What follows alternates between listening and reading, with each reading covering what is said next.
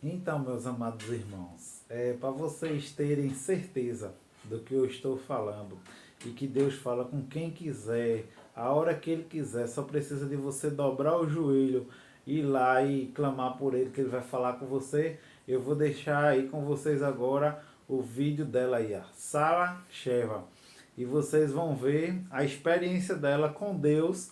E vocês vão ver se foi quase a mesma coisa do que eu falei e falo nos meus vídeos aí abaixo, das minhas experiências com Deus. Fiz o que a Bíblia diz em Mateus 6,6 sem saber que existia isso em Mateus 6,6. Fiz uma coisa que está na Bíblia sem saber. O quê? Quando orares, entra no teu quarto, fechando a tua porta, ora o teu pai, que vê tudo que está em secreto. Então o teu pai te recompensará. O teu pai que vem em secreto. Tranquei a porta do meu quarto e comecei todos os dias. Depois que eu chegava do trabalho, eu trancava a porta do quarto. E começava a falar, porque meu trabalho terminava às 4 da tarde, eu pegava a minha filha na escola às 5h30. Então eu tinha esse tempo.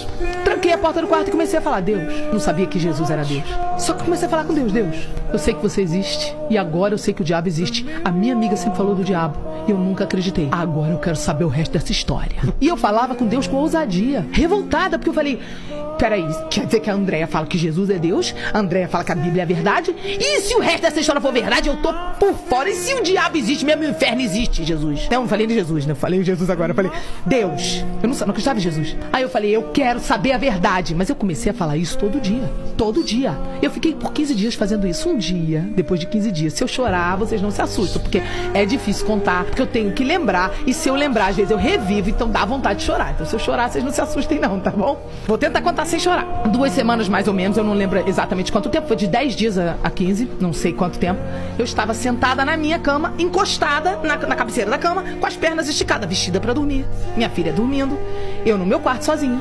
Esticada, eu tinha uma cama de casal, esticada com a coberta assim na cintura. E um caderno que eu tinha de desabafo. Eu sempre tive cadernos de desabafo. Fiz terapia há anos. E eu tava escrevendo uma carta pra Deus. Eu já tava cansada de falar. E eu comecei a escrever, não falar.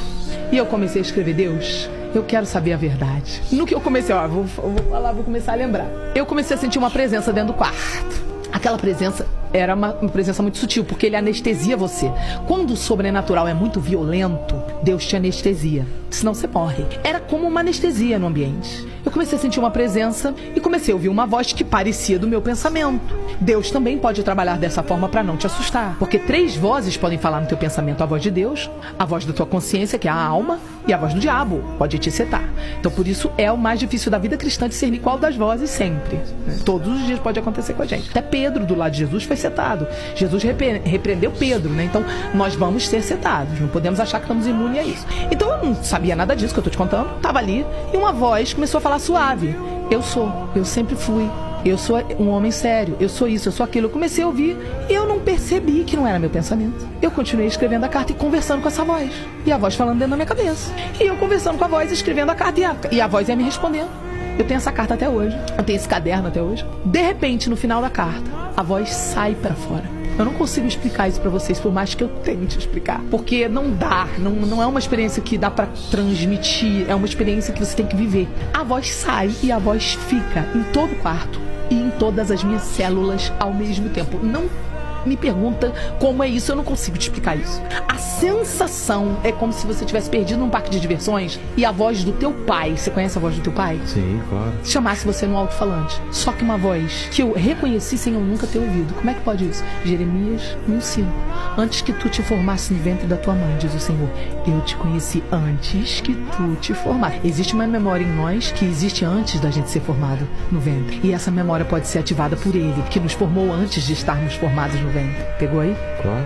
É uma memória que só Deus pode ativar. Porque Ele que dá o sopro de vida, você nasceu porque Ele deu o sopro de vida. Por isso que tem bebê que nasce morto se não recebeu o sopro de vida. Aí é que o negócio ficou forte, porque Ele me chamou. Ele saiu pra fora, aquela voz, e falou, Sara. Quando Ele falou Sara, todas as células ouviram. Eu reagi em todo o meu ser. Eu ouvi a voz dentro do quarto e dentro da minha cabeça. E tudo era mais forte do que qualquer coisa que eu já ouvi na minha vida. Só que aquela voz, ela vinha de um lugar dentro do quarto, como se ele estivesse em pessoa dentro do quarto. Obviamente eu não vi, não era uma visão, mas ele estava ali, como se fosse uma pessoa presente. Eu imediatamente fui me encolhendo em posição fetal e rolando, caindo por cima eu caí no chão. O choro era um choro que não dá pra... Eu não consigo reproduzir o choro. Se eu tentar fazer uma cena de atriz, eu não consigo. Porque era um choro que todo o meu corpo se contorcia, minhas entranhas se contorciam por dentro, meu músculo foi contraindo, de modo que o meu diafragma, eu foi parar no chão e eu senti aquela presença dele como se fosse física, se aproximando e falando comigo. Ele ia falando, ele foi falando assim, ele foi me respondendo todas as perguntas, que ele era Deus, que ele havia vindo à Terra como homem, que ele havia morrido na cruz, que ele havia ressuscitado dos mortos, que a Bíblia era verdade, todas as perguntas que eu fazia durante aqueles dias. Ele foi me falando e ia se aproximando, e eu fui sentindo aquela presença se aproximar, como se fosse a gente se aproximar da fogueira. Sim. Você vai se aproximando da fogueira, chega um limite que você ainda não tá tocando no fogo, mas você não consegue dar mais nenhum passo, porque ele começa a arder de queimar. Era uma sensação parecida, mas não era fogo, era amor consumidor. Eu não consigo explicar isso pra você, você tem que viver isso.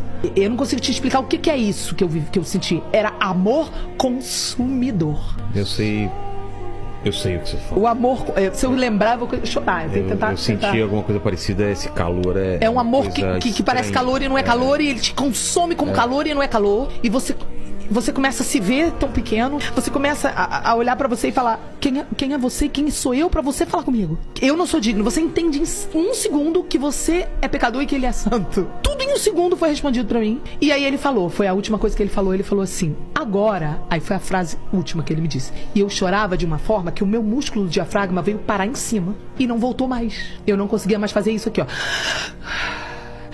Quando você chora, tenta reproduzir isso aqui, ó. Vê se o seu diafragma sobe. Faz uma brincadeira como se fosse criança chorando. Ó, não sobe o diafragma? Então, quando ele sobe, você volta pra depois tomar ar. O meu diafragma subiu, colou, não descia mais. Tal era a intensidade do choro. E não descia mais. Aí ele falou assim, agora eu vou parar de falar com você, mas eu vou ficar aqui. Mas eu vou precisar parar de falar, e disse essa palavra aqui, ó. Porque o teu coraçãozinho, ele falou no diminutivo, o teu coraçãozinho não está aguentando. Mas eu vou deixar o meu Espírito Santo aqui. Eu não sabia o que era Espírito Santo, eu nunca tinha nem ouvido falar, não sabia o que era isso. E eu não conseguia mais respirar, travou. Comecei a sentir meus dedos formigar, comecei a desoxigenar. E eu comecei a falar sem voz, assim, não para de falar. Porque o que eu tava experimentando era melhor do que tudo de mais maravilhoso que eu já tinha experimentado na Terra. Nada dessa Terra se comparava ao prazer que eu tava sentindo naqueles segundos. Então eu não queria que ele parasse, porque eu nunca tinha experimentado algo tão maravilhoso. Aí você entende que o amor dele é melhor do que a vida. Aí você entende os textos que falam que é mais forte do que a morte. É mais forte o amor dele que a morte, é melhor do que a vida, é melhor do que tudo. Quando você experimenta uma experiência dessa com Jesus, você se torna um crente indesviável. Não há nada desse mundo que consiga te seduzir, porque basta você pedir, Espírito Santo, me lembra daquele momento. Eu só tive segundos de um vislumbrar de um pedacinho da eternidade. Imagina o que é a eternidade.